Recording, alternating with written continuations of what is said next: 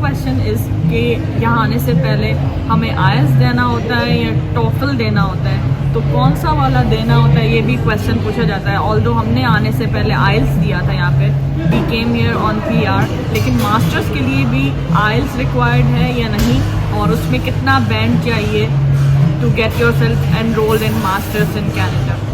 देखें, एक plus point ये है कि जब आप मास्टर्स के लिए अप्लाई करते हैं तो आइल्स देना होता है। बाज़ universities, most of the universities international students को ये कहती हैं कि आइल्स लें। डिपेंड करता है कि आप कौन से कंट्री से अप्लाई कर रहे हैं। इंडिया पाकिस्तानियों को तो मोस्टली वो बोलते हैं कि आइल्स लें, लेकिन उसको वेव करने का एक तरीका है। वो तरीका ये है कि अगर आप एक अच्छी यूनिवर्सिटी से पढ़े हैं, जैसे NED हो गई, NUST हो गई, GK हो गई, या इंडिया में IIT हो गई, या बड़ी यूनिवर्सिटीज़ हैं, उनमें आपको एक सर्टिफिकेट देता है by the end of your graduation which shows that your medium of education was English.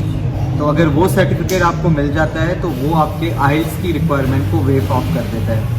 तो वो सर्टिफिकेट अपने एप्लीकेशन के साथ अटैच करके बैंक को भेजेंगे तो उसमें आइल्स की रिक्वायरमेंट फुलफिल हो जाती है। वो आपसे दूसरा आइल्स नहीं मांगते हैं।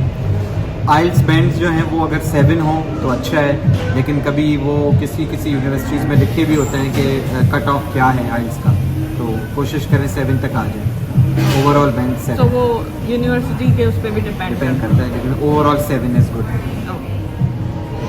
सो जब एप्लीकेशन एक्सेप्ट हो जाती है तो उसके बाद क्या रिस्पॉन्स आता है और क्या स्टेप्स होते हैं कि यू आर सेलेक्टेड?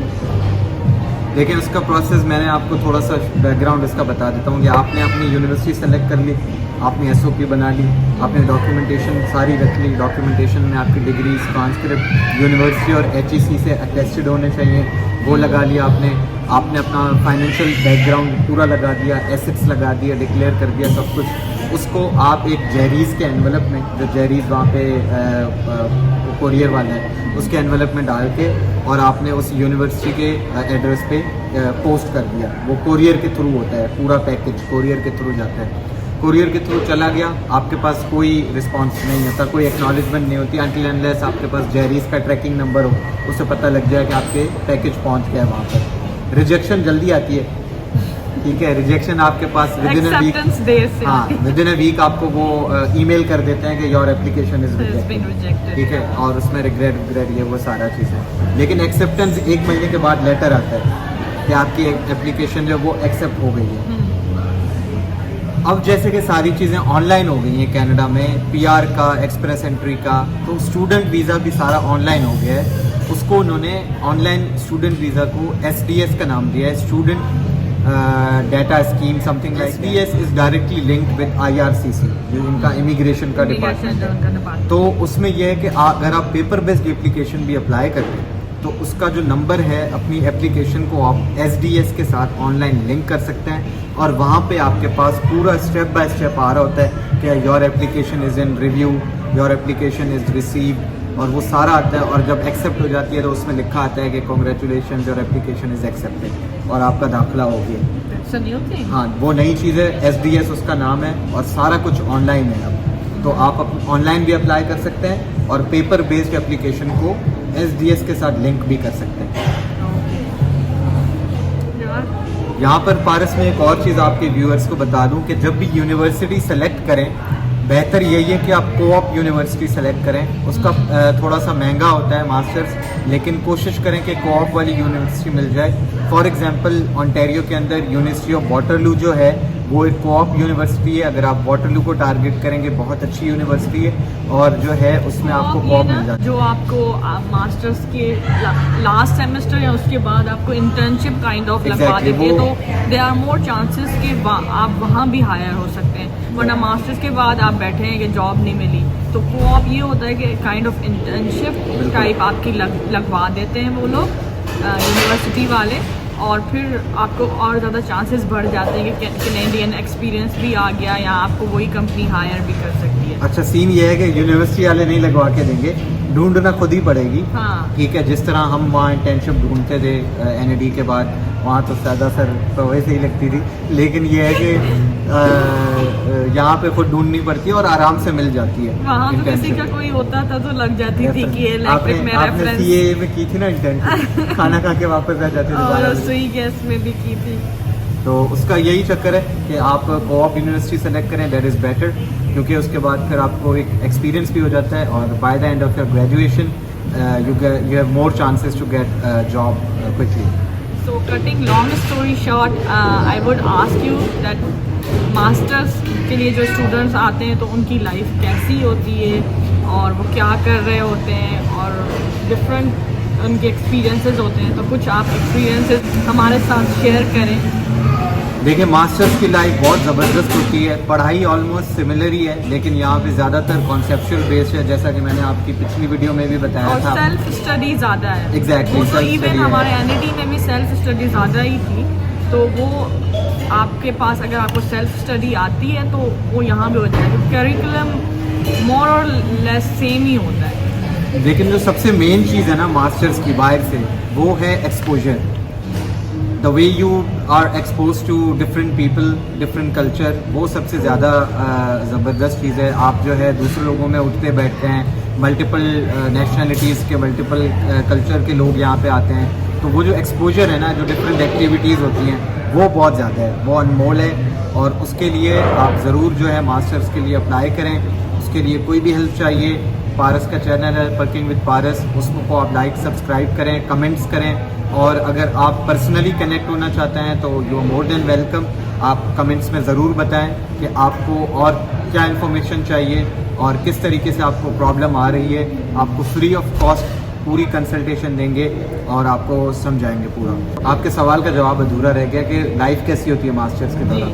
मास्टर्स के दौरान बहुत मज़ेदार लाइफ होती है। आप काम भी करते हैं साथ साथ, 20 आवर्स जैसा कि आपने बताया कि अलाउड होते हैं, लेकिन आप कैश की जॉब भी कर सकते हैं। जॉब्स कौन कौन सी हैं? जॉब्स आप यूनिवर्सिटी के फूड कोर्ट में जॉब कर सकते हैं, ठीक है। यूनिवर्सिटी में ऑन कैंपस बहुत जॉब्स होती हैं, जैसे कि इन्वेजिलेटर, बैचलर्स वालों के एग्जाम हो रहे हैं तो आप रिसर्च असिस्टेंट की भी होती रिसर्च है, असिस्टेंट की प्रोफेसर जॉब, के असिस्टेंट की भी, सॉकर टीम में रेफरी की जॉब होती है, ठीक है। और वो जो शो कार्ड शो करते हैं रेड येलो, वो वाली जॉब होती है, और काफ़ी अच्छी जॉब्स होती हैं, मज़ा आता है। थोड़ा सा अकोमोडेशन के बारे में भी बताएं। बहुत अच्छा सवाल कि हॉस्टल ज़्यादा बेटर रहता है या जो पर्सनल अकोमोडेशन होती है बेसमेंट या सिंगल रूम जो रेंट आउट करते हैं, तो वो ज़्यादा फिजिबल और जो है इन बजट रहेगा। देखें, अगर आप 2-3 स्टूडेंट्स ग्रुप होके और एक बेसमेंट या कोई अपार्टमेंट रेंट आउट करते हैं, फिर तो आपको आउटसाइड यूनिवर्सिटी थोड़ा सा चीप पड़ता है। लेकिन आजकल जैसा कि आपको पता है ओंटारियो के अंदर रेंटल अपार्टमेंट्स या रेंटल घर कितने ज़्यादा महंगे हो गए हैं, तो बेहतर यही है कि ऑन कैंपस रेजिडेंस लें। वो कंपैरेटिवली सस्ती है। उसमें ये होता है कि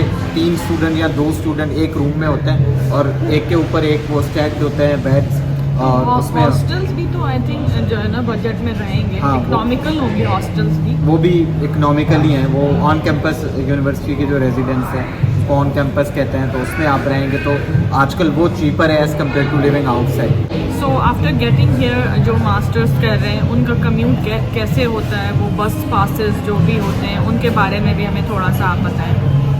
यार, यहाँ पे सीन ये होता है कि आपको यूनिवर्सिटी वाले जो है ना स्टूडेंट, उस पर आपको बस पास मिल जाता है और वो थोड़ा सा चीपर होता है, और उसमें आप यहाँ का ट्रांसपोर्ट काफ़ी, प्रेस्टो कार्ड होता है, हाँ, प्रेस्टो जो कार्ड monthly, होता है, चलता है, और प्रेस्टो भी होता है, और फिर यूनिवर्सिटी वाले भी स्टूडेंट पास बना देते हैं। हाँ, तो that's उसमें nice. हाँ, वो चीपर है। कम्यूट बहुत सस्ता है यहाँ पे। अगर आप अपनी गाड़ी ले लेते हैं, कुछ स्टूडेंट्स लेते हैं आके ही, तो वो भी सही है।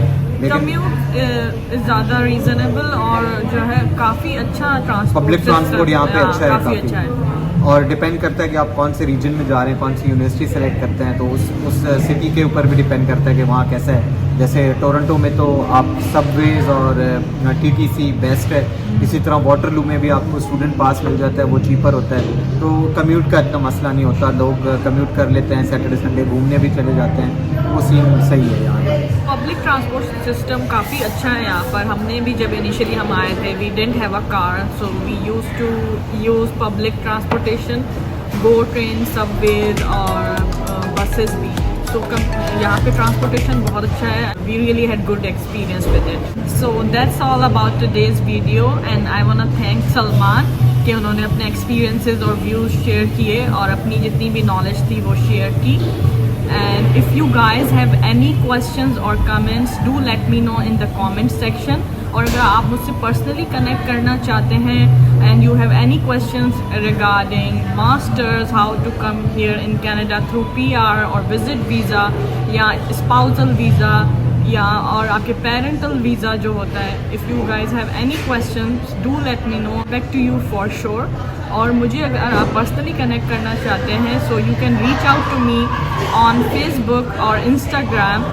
Thank you Salman for coming on our show and sharing your experiences with me and with my audience as well. We really enjoyed this video और आपके experiences सुन के मुझे तो बहुत अच्छा लगा और काफ़ी knowledge भी मिली। I hope कि मेरे viewers को भी useful knowledge और information मिली हो।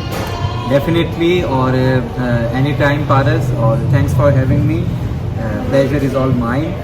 और इंशाल्लाह आगे भी आपने जिस तरीके से बताया है कि PR की videos, spousal visas, parental sponsorship, उन सब की एक सीरीज़ होगी पूरी इंशाल्लाह वर्किंग विद पारस पे। पारस आपके लिए ये वीडियो सारी प्लान कर रही हैं, कुछ पाइपलाइन में है ऑलरेडी, कुछ पे काम करना शुरू हो गया और उस पे इंशाल्लाह कुछ पे करें। Thank you guys for watching today's video. I hope you find this video very useful and informative.